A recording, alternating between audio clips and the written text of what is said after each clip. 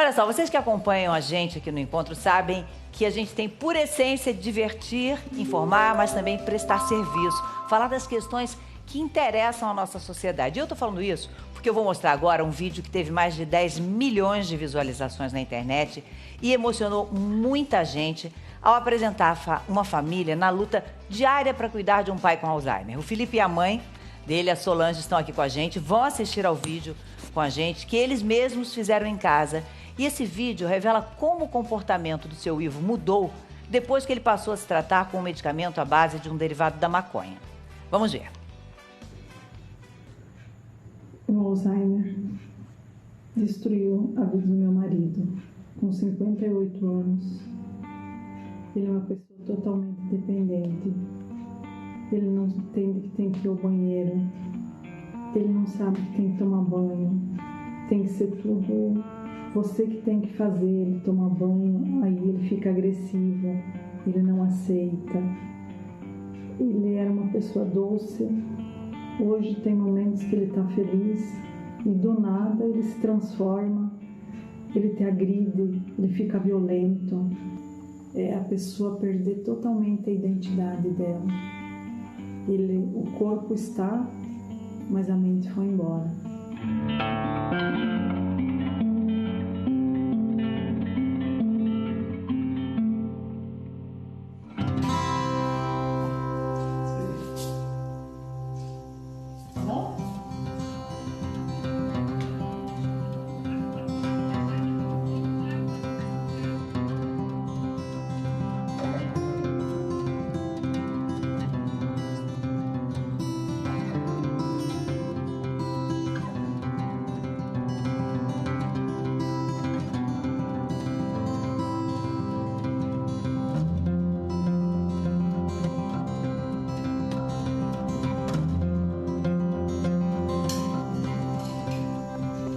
Aí, ó, meu amigo, bichão comendo, sente e come com gosto agora, sem dó, né não, mãe? Meu prato fica feliz.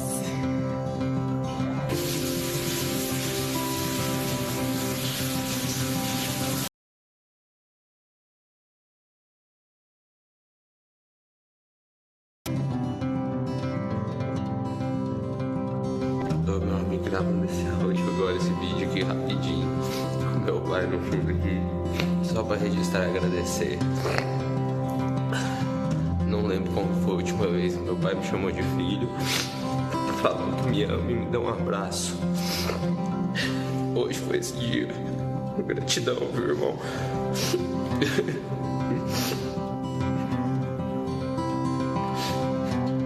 E o humor dele tá muito melhor também.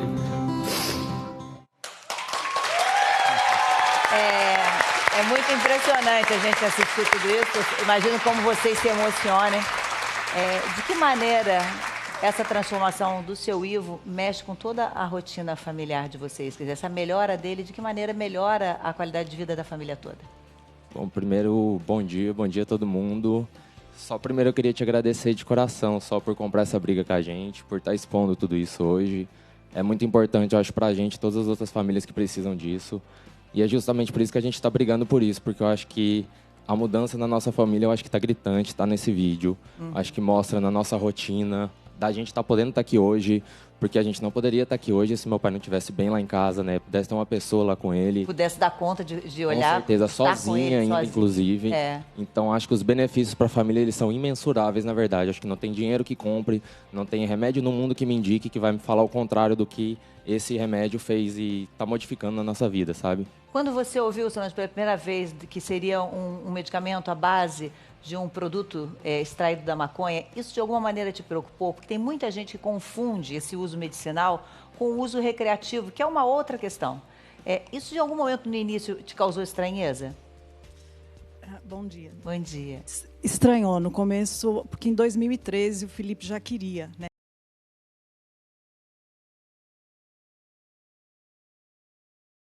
A gente poder ter acesso a isso, porque nós não conhecíamos ninguém que mexia, né? E de momento eu não quis naquela época por medo. Me arrependo. Me arrependo porque ele poderia não ter chegado no grau que ele chegou, se tivesse feito alguma coisa lá atrás. Aham. E aí, quando ele falou de novo, já com acompanhamento médico, com uma associação nos ajudando, aí não tive dúvida. E o que a gente estava passando todo dia não é vida para ninguém, nem para o paciente e nem para a família. Doutor Eduardo Faverê, em que situações o médico hoje no Brasil já prescreve o uso do canabidiol? Bom, a Anvisa permite que você prescreva, que o médico prescreva para o uso compassivo, ou seja, quando os outros remédios não deram conta. Né? Já existe registro para a esclerose múltipla, né? Um remédio que é equilibrado de THC e CBD, os dois principais componentes. Né? Só para o THC é o componente psicoativo, o canabidiol também é psicoativo, só que no sentido de relaxar, de deixar mais tranquilo. Né? Então, na verdade, as prescrições têm sido bem variadas. As principais são a epilepsia, a dor crônica, que é muito eficiente, o câncer, seja como tratamento coadjuvante para evitar os efeitos da quimioterapia, né? A náusea, vômito e a falta de apetite, né? E a depressão. Mas também, atualmente, o autismo é um grande boom, assim como o Alzheimer, né? Por conta do efeito anti-inflamatório muito potente. E o nosso sistema endocannabinoide está lá desde o início, na formação do nosso cérebro, e até quando tem um pico na adolescência. Que sistema, só esclarecer para quem não entende, que sistema já está presente no nosso cérebro? É o sistema endocannabinoide, são os nossos canabinoides.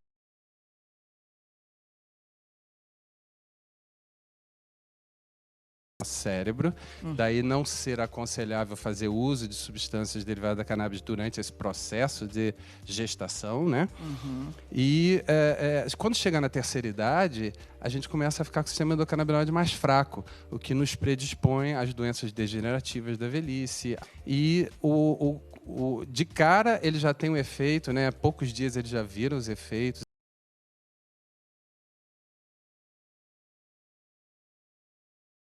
no meio ambiente, né? O humor, mas em seguida você tem a desinflamação do cérebro, que é essencial e que os remédios atuais não vão nessa questão, só buscam modular os neurotransmissores que estão faltando, né? Pulam a gênese de novos neurônios na área de memória, que acaba sendo interrompido com o ambiente inflamatório. Então a cannabis, além de desinflamar, além de melhorar o apetite, além de melhorar o humor, que são coisas independentes, ele também estimula fatores neurotróficos, ou seja, a pessoa voltar... Reativa a memória. Vocês perceberam isso, a melhoria dele? Nossa, nesse aspecto? Nossa, em tudo, De principalmente... reconhecimento de vocês? Assim, ele não... Tem vezes que ele reconhece, tem vezes que não, mas só o fato do humor e ele dormir, porque ele não dormia. Ele não dormia à noite. Agora ele dorme a noite inteirinha. Quando você leva ele para a cama... Por exemplo, na hora do banho, ele não entendia a necessidade do banho, né? Não entendia, porque por isso havia revolta e devia haver um sofrimento para aquele paciente também, que não tá... Ele devia entender aquilo quase como uma agressão a ele, não é? Sim, é uma pessoa perdida, infelizmente, né? Não sabe o que ele está fazendo. Mas, assim, o que eu acho que era legal a gente reenfatizar nisso tudo é que o óleo do meu pai é um óleo que contém THC, sabe? É um essa óleo mistura que é um falou. óleo da extração completa. Eu acho que é isso que é uma coisa que a gente está falhando no desentendimento que a gente está passando para outras pessoas. Tem muita gente desesperada precisando, mas a gente está falhando na comunicação disso. Então, a gente tem que entender que a gente precisa de uma planta completa. A gente está falando de uma planta, a gente tem que perder esse mito dentro de casa, a gente tem que perder esse medo de falar sobre isso, porque a gente está falando de saúde. Falar de saúde hoje é falar de saúde amanhã, é falar de saúde para o seu filho que possa precisar, é para o meu pai que está precisando, é para pessoas que estão precisando. Então... Não, e é tão impressionante e é tão urgente. A então procuradora que deixou o cargo ontem, né, a Raquel Dodge, pediu ao Supremo que analise logo isso. Essa é uma causa que junta o PSL da Carla Zambelli, da deputada Carla Zambelli, com o PSOL do deputado Marcelo Freixo, num projeto único, reconhecendo a necessidade e a urgência de se regular isso. Porque o que acontece? Para as pessoas entenderem. A Anvisa, que regulamenta os medicamentos no Brasil, ela autoriza a produção, a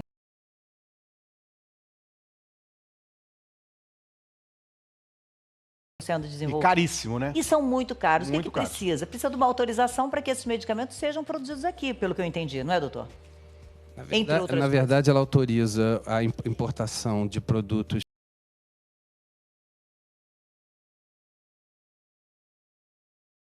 que é o Mevatil, que já tem registro na Anvisa.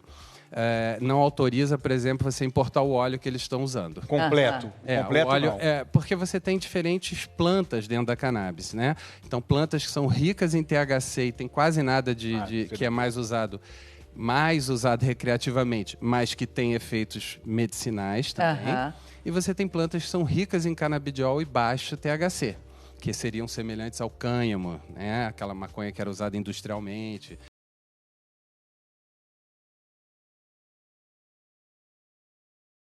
Usado, inclusive, medicinalmente, até o início desse século. A gente é que resolveu proibir, e com o proibicionismo veio toda essa violência, veio toda essa dificuldade de fazer pesquisa e a dificuldade ao acesso dos pacientes. Então, agora é um momento de uma releitura, né? Tem duas pessoas aqui na plateia que tinham dúvidas e que eu achei muito interessante, porque é exatamente o que acontece. As pessoas ouvem falar, mas não tem possibilidade de tirar a dúvida delas. Deixa eu ver aqui. A Ana Cristina, né, Ana? Qual é a sua dúvida que você queria que o doutor Eduardo Faveri tirasse? Eu gostaria de saber se vicia e se deixa a pessoa doidona. Se o uso desse medicamento. É uma ótima pergunta, que isso é uma das coisas que confundem.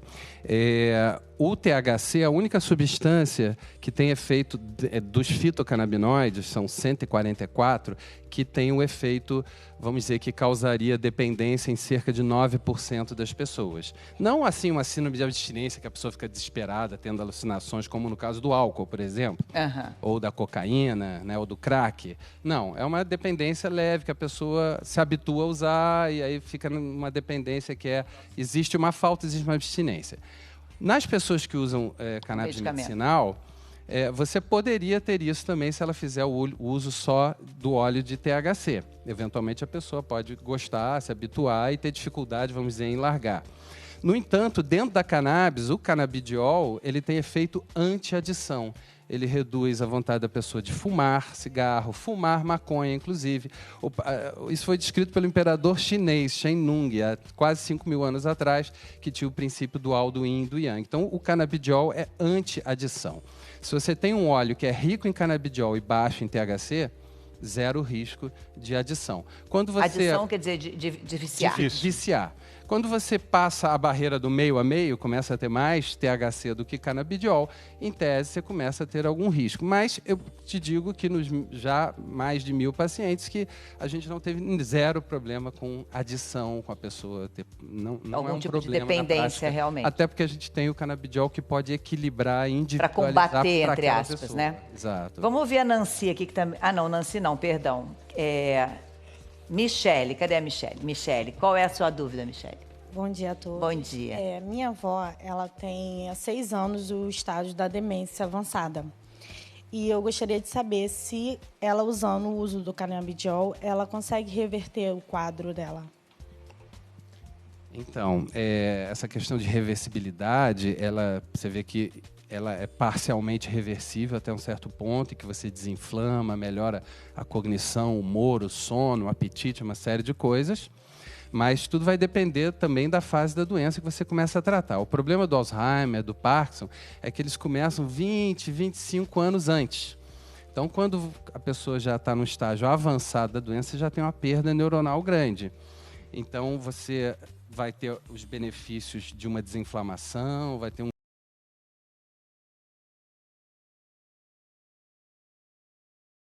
por exemplo, com Alzheimer. Mas é claro que há um limite nessa recuperação. Nessa recuperação.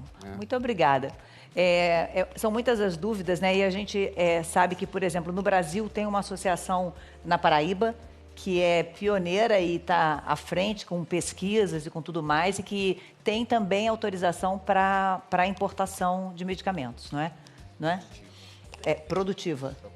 Para cultivo, autorização para o cultivo no Brasil. E outras associações estão tentando essa mesma autorização, né? Exato, Fátima. A gente tem aqui exemplos, aqui no Rio de Janeiro, exemplos bem concretos, com a Abra Cannabis e a PEP, lá a Agape em Goiás, Cultive em São Paulo, e a Abraço Esperança. A Abraço Esperança foram muito corajosos, né? Chegaram a ter que enfrentar, né, algumas questões policiais na época. e foram bem-sucedidos, né? Conseguiram se manter cultivando, outras associações estão seguindo o caminho. É importante, quando eu falo exemplo bem-sucedido, é que aqui se juntou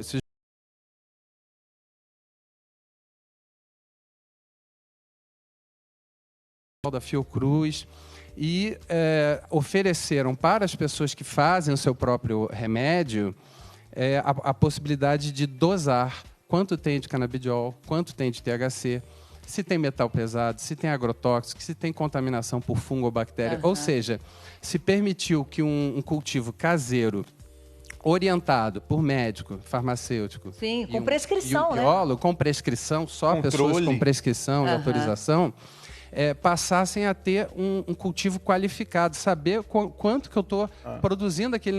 Não é difícil produzir um óleo. É uma coisa caseira, milenar. O Chile faz isso no Chile, com orientação das mães. 10.000 pessoas atendendo uma macultura.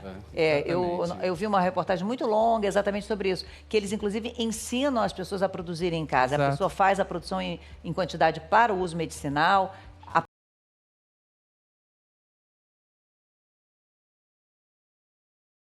Em que, do jeito que está hoje em dia, pouquíssimas pessoas têm dinheiro para fazer uma importação. Exatamente, né? Fátima. Exato.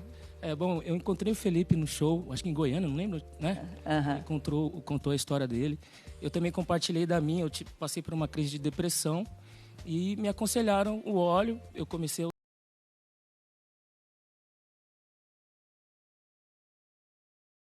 muitas convulsões pela semana, é difícil arrumar, eu peguei e dei meu óleo para ela e, as crises dele, umas 13 por semana foi para uma, sabe? Então a gente vê que é uma coisa eficaz mesmo. A gente já recebeu aqui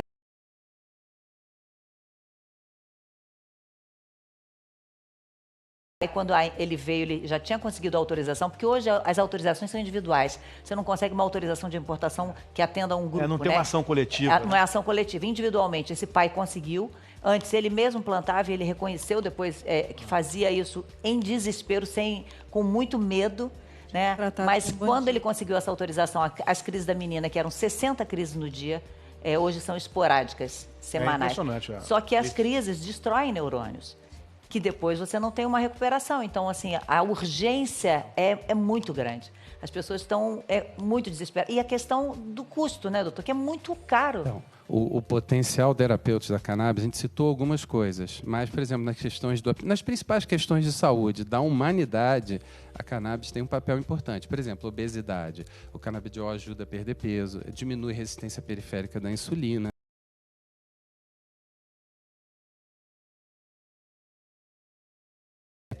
E ainda protege os tecidos neurais, renais, das complicações da diabetes, que vai ter depois a neuropatia periférica e tal.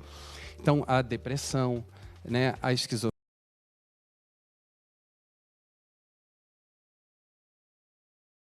muito grande. E se a gente ficar aqui só se preocupando com o remédio na farmácia, a gente sabe que o nosso próprio presidente disse: os ministros estão desesperados que a gente não está sem dinheiro, né?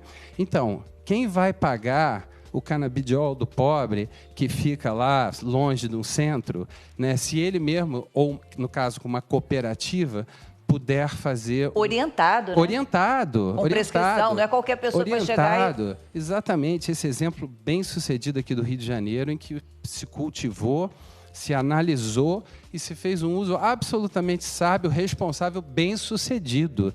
Inclusive, o Gabriel, o menino que teve no programa do Bial, que tinha uma epilepsia, um transtorno psiquiátrico grave, ele chegou a ficar totalmente autossuficiente, tirou o remédio e resolveu com o remédio caseiro dele, deixou de usar o importado. Tem uma dúvida, quantos remédios o seu Ivo tomava antes de usar o óleo? Imensuráveis. A gente dava remédio manhã, tarde e noite. Muitos remédios. E vocês teriam condição, né, de pagar por esse Graças a Deus, a gente sim. Mas o que é a questão maior? Acho que a gente está brigando aqui pelas pessoas que não têm esse acesso. A gente teve ele, a gente está tendo esse dentro de casa. Mas por que a gente vai ficar calado tendo um benefício só pra gente, entendeu? Acho que é isso que a gente está, na verdade, aqui. Pedindo, acho que apoio do governo, das pessoas, na verdade, para o quê? Apoio para associações. Cultivo associativo é o meio mais fácil mais simples e mais seguro para a gente se ter esse acesso para toda a população. A gente colocar isso na mão de indústria, a gente só está dificultando todo esse acesso. Eu entendo a Anvisa, eu entendo tudo isso, mas eu acho que a gente tem que dar o poder para as associações, porque eu, como cidadão, eu posso entrar com uma ação na justiça para eu ter esse habeas corpus, porque eu, como cidadão, eu tenho esse direito. Tá na justiça, tá ali na Constituição, né? Sim. Então eu posso lutar por isso e todo cidadão que quer, ele pode. Tem hoje uma associação no país, uma cooperativa, na verdade, de advogados que se chama Reforma, pelo Emílio Figueiredo, tudo. Então eles têm como ter um acesso jurídico por isso também. Então acho que a gente tem que brigar. Mas às vezes você depois tem dificulta, demora. Um custo né? altíssimo, né? Você consegue a autorização, mas não tem o dinheiro.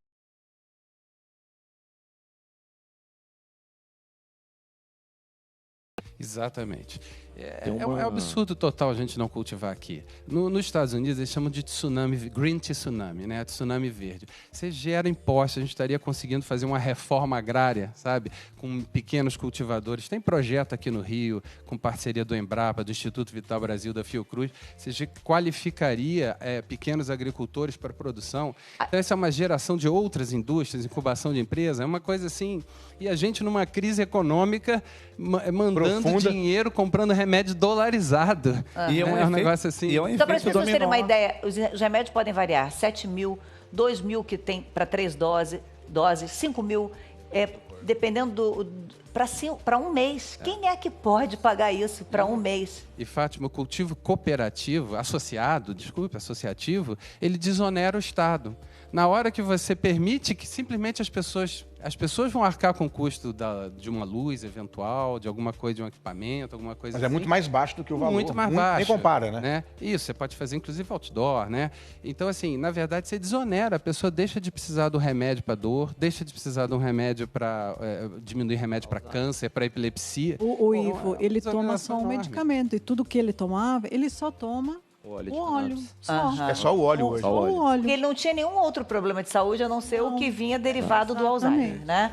Uma coisa só que eu queria falar é porque quando a gente pensa, o que vai ser melhor para nossa saúde? Pegar uma laranja do pé ou uma laranja que veio da China? É a mesma coisa se fosse. Por que adianta eu colher uma coisa que está lá fora, sendo que eu posso colher aqui do meu lado isso? Qual que é o melhor remédio, entendeu? Eu volto a falar porque, assim, tem uma discussão sobre a liberação do uso da maconha. Essa é uma outra discussão, gente. E não é esse momento que a gente aqui está discutindo. A gente está discutindo do uso medicinal e que é importantíssimo e que está lá. Já tem 3 projetos no Congresso. Tem um pedido de urgência para isso. E eu vou pedir para a gente de novo colocar aqui o telão com as doenças, por favor, que são atendidas, só para as pessoas visualizarem. Olha só, uso medicinal. Quadros de demência como Alzheimer, síndromes genéticas, vários tipos de câncer, epilepsia, quadros graves de AIDS e outras infecções, paralisia cerebral, até mesmo a dependência da cocaína e do crack.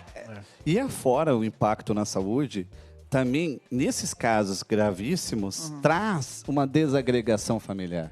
Não é apenas uma pessoa que adoece, é a família inteira que adoece. No caso ali, é como se a mente dele tivesse evadido. Embora. Ido embora. Alma, na hora que ele começou a aplicar o tratamento, é como se a alma tivesse voltado. É muito impressionante porque o olhar muda, né? Eu vejo os vídeos dele, é impressionante a evolução do seu Ivo, depois ele começou a usar o óleo. É impressionante. De repente a mente não voltou, mas a alma sim. Sim, mas a família também mudou. Mas a evolução está continuando, entendeu? A gente está dando e a evolução vai indo. Lógico que não é de uma forma rápida, a gente não está esperando isso, mas é só da qualidade de vida que a gente tem dentro de casa, né? Paz, né? Com certeza. Uma coisa só que eu queria até citar, com vocês falaram das doenças, queria até citar, porque a gente tem vários tipos de tratamento com cannabis, entendeu? A gente não pode olhar a cannabis somente como um óleo. A gente tem a forma in natura dela para alimentação, que é muito, tem muita proteína, tem muita coisa. Eu sou paciente de leucemia, eu trato com cannabis também, eu trato com óleo, eu trato com ela in natura também. Eu preciso disso, eu só tô aqui hoje por conta disso. Então eu peço para as pessoas abrirem a cabeça, entendeu? Não olhar a maconha mais como uma droga. A droga depende do que a gente faz com ela. Depende de cada um. O que faz com o álcool, o que faz com o açúcar, o que faz com tudo. Então eu só tô pedindo para deixar a gente como paciente tratar a nossa doença em paz, porque eu não queria estar aqui, eu acho legal a gente estar aqui nesse programa ao vivo, mas eu não precisaria estar fazendo isso para gritar por saúde, saca? Eu não quero estar fazendo isso, eu quero estar em casa, eu quero estar bem, eu quero estar cuidando do meu pai, eu não preciso estar me expondo para isso, eu não preciso estar expondo a vida da minha família para ter que lutar por saúde, sabe? Então... Mas eu te agradeço muito a confiança de vir até aqui, porque vocês estão tendo voz para falar por muita gente que a gente não sabe nem onde está. Né? Só por isso que a gente está aqui hoje. Chegaram mensagens, só um minutinho, doutor, aqui pra gente, olha, da Ricarda. Parabéns por trazer esse discurso no programa. A maconha medicinal é vida. Tem um filho TEA, que faz uso há 2 anos e só tivemos ganhos em seu desenvolvimento. Transtorno do espectro autista. Espectro autista, né? Só tivemos ganhos em seu desenvolvimento. Conseguir ouvir meu filho me chamar de mãe com 8 anos de idade após o uso da cannabis. Isso é muito emocionante. É muito revolucionário para mim, assim, eu estou aqui nesse programa há 7 anos. Eu vou te falar que nesses 6 anos que eu uso a cannabis medicinal, é muito emocionante você ver essas histórias, porque pais que nunca dormiram com uma criança com transtorno de espectro autista, que a criança grita durante a noite e a polícia vai lá porque os vizinhos denunciam, que não consegue ninguém para cuidar da criança, que a criança não se desenvolve. Então, assim, você vê a criança melhorando muito e, às vezes, até saindo do espectro autista. Dependendo do nível que ela tenha, Dependendo do nível, dependendo do momento que você trata. Né? Tudo tem essa questão. Então, E, Fátima... Só vou ler mais uma mãe aqui, a Sandra. Olha, tem uma filha com síndrome de Angelman. É Angelman, doutor, que fala? Angelman. E aguardo ansiosamente pelo medicamento canabidiol. Pelo amor de Deus. Porque tanta burocracia e preconceito é desumano. Tem quantas outras pessoas estão em casa? Eu acho que essas palavras, burocracia e preconceito, elas se ajudam para piorar. O preconceito é uma burocracia interior. E, Fátima, eu gostaria de pedir aqui que as autoridades se sensibilizassem, que saúde é tudo numa família. E que eles não olhassem partido, não olhassem rivalidade nenhuma e se unissem. Porque a gente precisa de saúde, é só o que a gente precisa. E depressa, né? Eu acho que nesse momento a palavra é pressa, né? Quem tem qualquer pessoa em casa com uma doença como essa e que sabe o quanto mexe com todo mundo, né? Porque muitas vezes um não pode trabalhar, as pessoas têm que alguém ficar cuidando daquela pessoa. Quer dizer, são tantos aspectos que envolvem, né, a desorganização ali daquele núcleo, né, que modificaria muito. Mas eu tenho muita esperança que diante desse pedido de urgência e diante dessa junção de lados opostos, que a gente possa realmente caminhar nesse E a saúde não espera, é desespero, gente. Vocês não têm noção do que as pessoas pedem pra gente. É a luta contra o tempo. Se a gente olha essas imagens, né? Olha só, você certamente não reconhecendo seu pai, que nunca foi agressivo. E aí depois você olha e vê, quer dizer, quantas pessoas hoje estão em casa com um paciente que não tem nem ideia do que está acontecendo, né, gente? A gente recebe mensagem todo dia no nosso próprio Instagram do Curando Ivo, que a gente tenta passar mensagem todo dia, gente pedindo remédio, falando que apanha do pai, gente falando gratidão por ter me dado esperança, mas infelizmente meu pai faleceu, não deu tempo, justamente por conta de toda essa dificuldade que a gente tem. As pessoas precisam desse acesso e a gente, por hipocrisia, está prejudicando um monte de gente que precisa de saúde. E isolamentos forçados. Quantas famílias não isolam o paciente por não ter como lidar com a situação? A gente estava nesse ponto antes de entrar com o óleo completo. A gente estava no ponto de pensar em internar, porque já estava perigoso dentro de casa. Meu pai já tentou enforcar minha mãe, já teve muita coisa dentro de casa, entendeu? Então, e ele não tinha conhecimento, né? Não tinha entendimento nenhum. Que a gente está aqui agora, gente, por que a gente fala que isso é droga ainda, sendo que está tratando e melhor?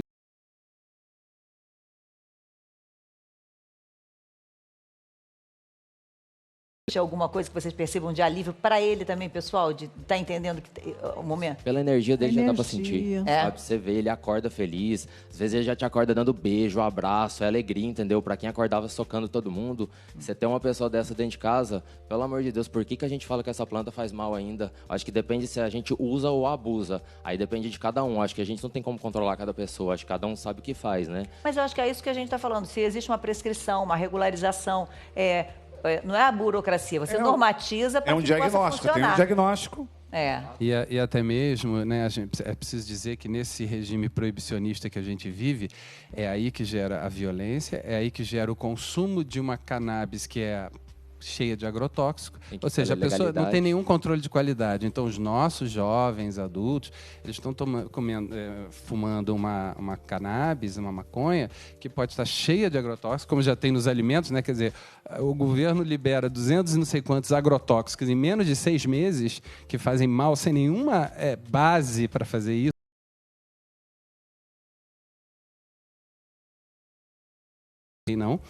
Mas não é capaz de aprovar o cultivo de uma planta com tantas propriedades medicinais. Isso é uma vergonha nacional. O governo está pró-guerra, pró-violência, e a cannabis é exatamente o contrário. Vamos diminuir o armamento, diminuir o preconceito e dar saúde às pessoas. E nesses casos, até ela fez uma pergunta se fica doidão ou não. Ele estava doido antes, né? Uhum. Certeza. Na verdade, coitado, sem as noções, né? Oi, Raio, você ia falar alguma coisa? Não, eu ia frisar só que a guerra contra a droga mata mais do que a própria droga mesmo, né? E morre vários inocentes, pessoas que nem usam às vezes, né? As periferias a gente vê. Só uma coisa que eu queria só pedir rapidinho, pois não. se eu puder, só rapidão. Eu acho que a gente tinha que frisar também, eu acho que a gente cobrar um pouco dos médicos, porque médicos igual o doutor aqui são poucos que compram a ideia. Por exemplo, se você chega no médico e pergunta o que é um sistema endocannabinoide, o sistema primordial do nosso corpo, eu ouço respostas, igual no meu caso, do médico virar e falar que não é estudioso. Então, acho que a gente não tem que aceitar mais isso. Eu acho que o Conselho Federal de Medicina está falando o que ele fala sobre cannabis. Por que eles não estão falando isso? Eles não trazem profissionais de fora, profissionais de Israel, dos Estados Unidos, Canadá. São quantos países já utilizando? Mais de 30 países já utilizam, né? Eu vi 36 com uso medicinal, tem 5 total. Quer dizer que já vão... É dos mais diferentes governos. Recreacionalmente, como é o caso do Canadá, não tem aquele desespero, vamos agora. Não, é uma coisa tranquila na vida das pessoas. Não tem aumento de consumo, né? Então, assim... A minha dúvida é só o seguinte, que ele falou dos médicos, só para entender. Os médicos hoje, eles podem se sentir confortáveis em receitar quando eles perceberem isso? Ou seja, já tentamos o que é possível aqui, eles já podem se sentir confortáveis. Não há nenhum impedimento na função de receitar, ético de receitar o cannabis. Um curso. Ele tem que fazer um curso especializado que já existe no Brasil, pela SBEC, né? Eles já podem. O SBEC, a Sociedade Brasileira de Estudos Canábicos, ela como outras associações, prestam apoio, né, de literatura, de ensino, fazem curso. Mas não existe obrigatoriedade. Você é médico, você pode entender que aquele paciente tem necessidade de fazer.